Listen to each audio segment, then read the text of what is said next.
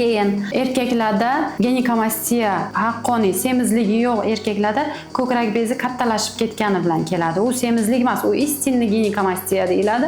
Ichida bez paydo bo'lgan bo'ladi. O'shanaqa holatda ko'pincha bu narsaga sabab so'rasangiz agar anamnezda so'ralganda ularda qanaqadir eforiya beruvchi dorilar qabul qilasizmi deb so'raymizda, masalan, chekuvchilarda turli xil hozir chiqqan dorilar ichishadi. Psixotrop dori vositalarini ko'p qabul qilganlarda aniq istinni ginekamastiya paydo bo'ladi. Yashirishadi, lekin biz baribir ham qabul qilasizmi? Хотя бы unaqa grubi qilib so'ramaymiz. Nervlaringizni uspokoyit qiladigan dorilar qabul qilasizmi deb so'raymizda.